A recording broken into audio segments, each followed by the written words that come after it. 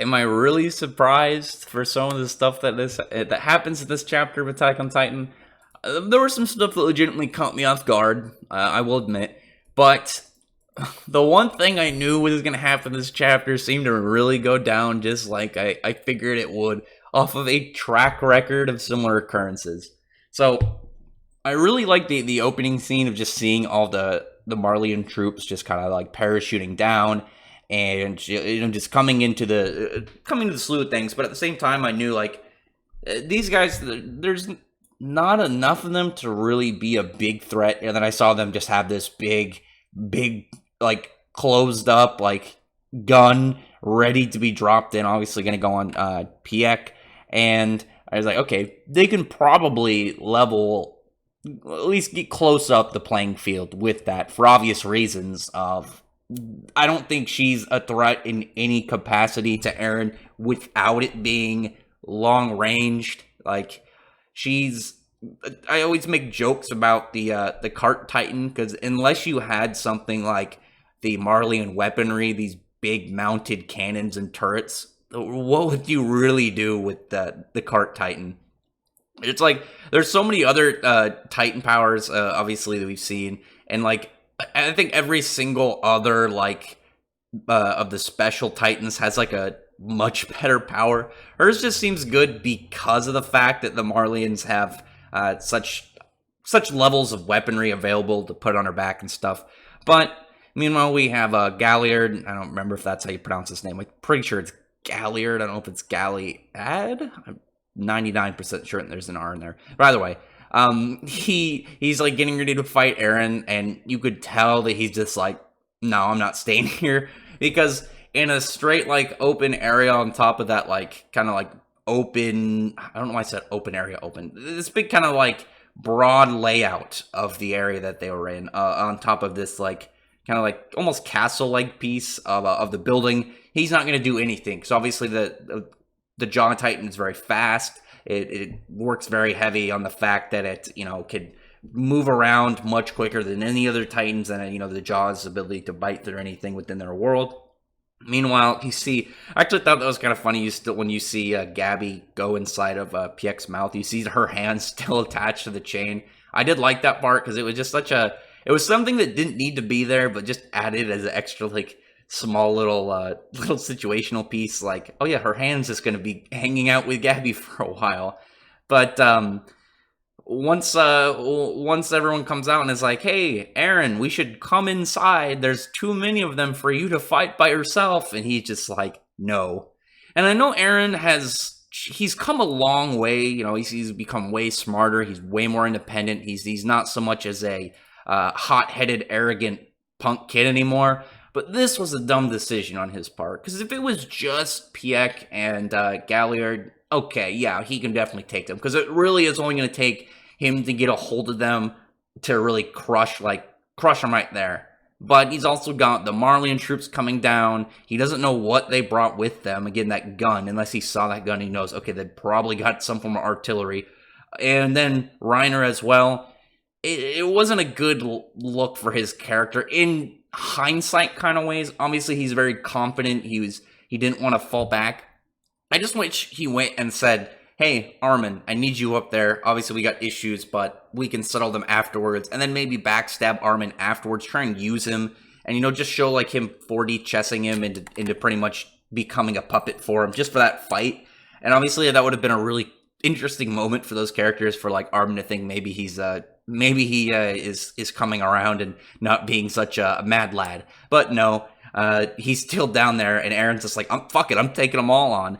And again, Eren, it was nice to see his confidence, but it's such a hot-headed moment for him in not like the same way he used to be, but more of like, instead of it being a like dumb hot-headed moment, it was more of like an overconfidence hot-headed moment. And again, Eren, I wish that you maybe did a more tactical approach to that. Like maybe he ran up, jumped, and climbed on top of the wall, got a scope of what everything is, just like for a split second to be able to make a plan. But he just goes to fight Rainer, whatever. I don't know how it's pronounced properly. And he goes to fight him, and I'm just like, dude, there's at least two other Titans. There's two other Titans. You don't know if they're gonna have some other crazy shit they brought along with them. You're making too rash of a decision. And again, it was a little bit silly, I think, for him. Obviously, he's still what 19, 20. It's not like he's like some like long battle honed like wise dude. He's gonna make dumb decisions, and we know like he's clearly very prideful on how smart and how much he's just been like 4D chessing people. And the fact that even though I know in his head, this is one thing I know that he was in his head when he saw this happening, is he saw like Reiner and he's just like, that guy's not even a threat to me. I'll take him out real quick. Because, every time they fought, he's just kind of like smashed up on him. And now he's more powerful with the Warhammer Titan's powers. And I get his mindset of being like, I've beat this dude before, but I'm stronger now. So it's going to be even easier. And it seemed to be that way. But, 3 against 1, dude. 3 Titans against 1, you're in a bad spot. And this is more because now you have the Marlians on, showing up in a surprise offense versus you showing up on, and with everybody else in a surprise offense at night, no less. But he gets in his fight with Reiner. And this is the thing I was talking about that Rainer, I think it's Rainer. I'm sorry if I keep jumping back and forth of this.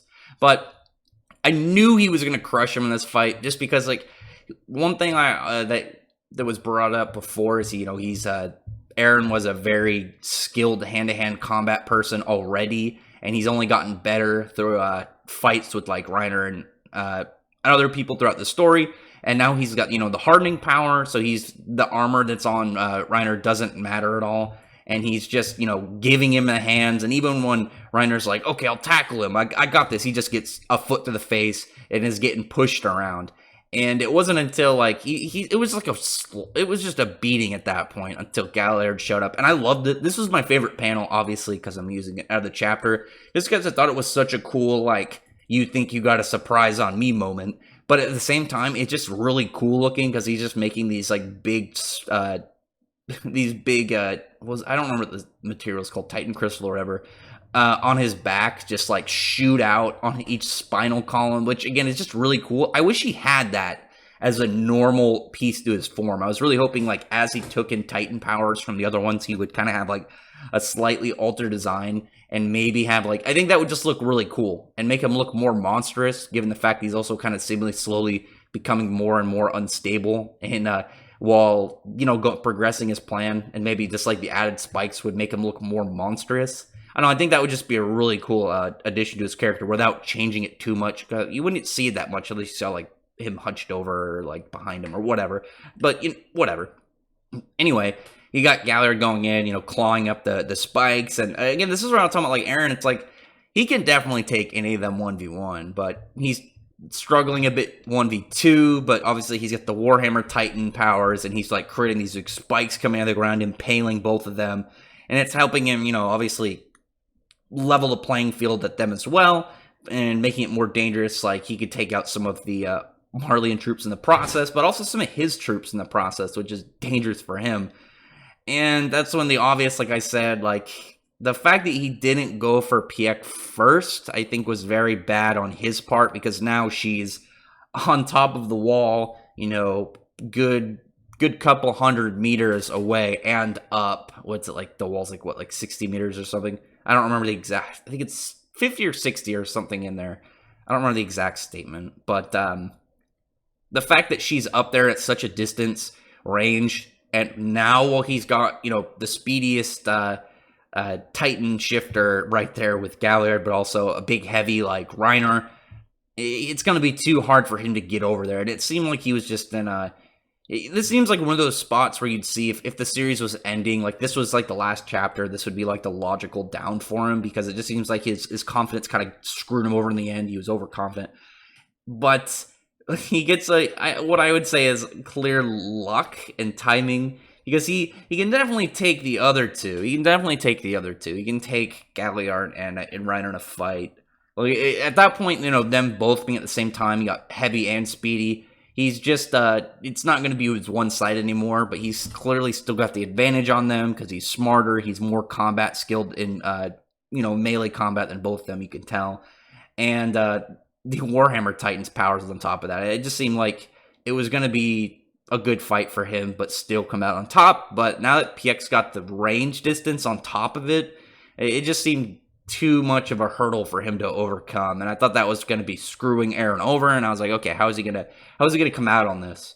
And even like that part when again, I feel bad for Gallard because twice in the same chapter he attacks Eren from the back, and both times he has this cool like you thought I didn't see you moment. Like he had the spikes from his spine, but then he has this cool like turner, like without even looking, like swing around punch, smacks the dude and just sends him flying, which I thought that was more funny than anything, just because it was like a cool moment. But I'm just like, Gallard's looking like an idiot. Why is he going from the same attack twice? Why isn't he going from like the bottom and like using the spikes that Eren made? It's like vaulting.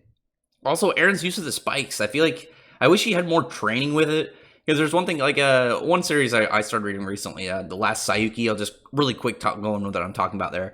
Is the main character? He has pretty much a Nyoibo. Like if you don't know what that is, it's like the power pole pretty much. It's the original name, power pole being the dub name, Goku's staff, and obviously that's way deeper lore with like Journey to the West and stuff, and Sun Wukong, but. He can stretch the staff out, but he could also make like a random section of it, like extend, so he could just like shoot it, and then if one part goes at a 90-degree angle, and then another part could come back. So he literally shoot it at somebody dodges, a side pole piece comes at him, and then comes back at him, so he's like hitting him from the back. Like if he made spikes come out of the spikes he already had, so just to kind of completely catch him off guard even further instead of just making more spikes come out of the ground. Like you think like, oh, I'm going to use these spikes as as footing and using them to move around quicker. He grabs onto the spikes and then more spikes just pop out of those ones or something.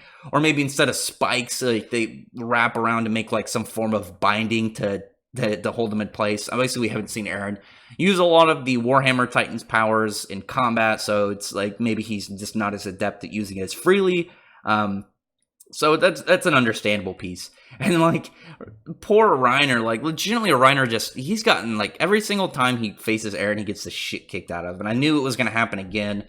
Even when he sees like, okay, I got him. He's beaten up. He's got shot. He's just went for an attack on Galliard. I got him now. I got him pinned down. I'm gonna get him. And Eren just reaches back as Reiner's trying to bite him, and just look, he's just like ripping the dude's head off, like the top of his jaw from his neck, and just like ripping the top part of his skull off. And that's when you have a big like explosion happen right next to him. Something hit Reiner, and you see it was actually Zeke who showed up, throwing a piece of the wall at Reiner, smacking him right upside the head and coming in to save Eren.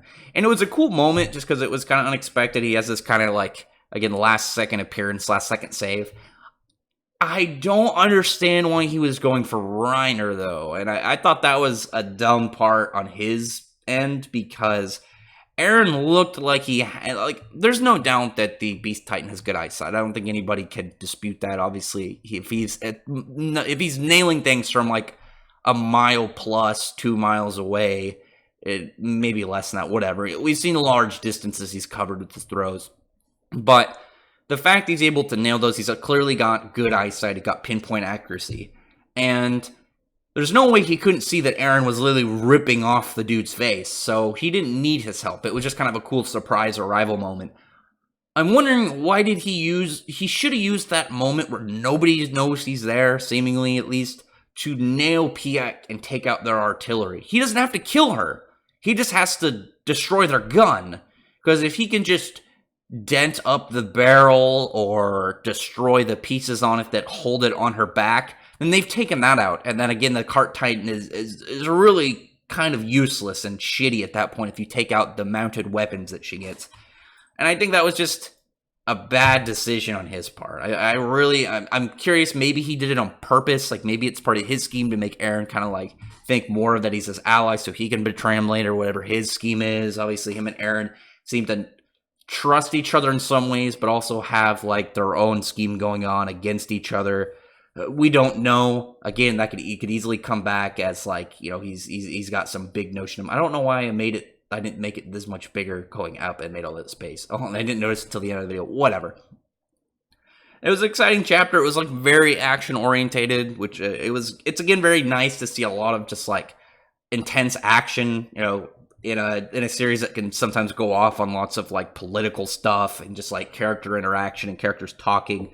and always trying to just, set up stuff for the future. Obviously, that's important, but it is nice to get back to the action once in a while, and you see, like, there was a lot of really cool moments in here of just, like, Titan battles, and I did like that. It was very refreshing. And especially, like, knowing this is the last arc of the series, and this seems like it's setting up for some of the last confrontations, because now we have everybody except for Annie and Armin, and Annie's asleep in Crystal, and Armin's locked away in prison. He can't come out because if he goes Titan, he's going to kill everybody else in the cell with him. So unless someone lets him out and he gets in a safe spot, he can't go Titan, or he's just going to blow everyone away. And again, good chapter. I had fun reading it. I read through it a lot faster again because of the action, but there were a lot of nice, quick moments again, like this, like spinal spikes. I thought was really cool.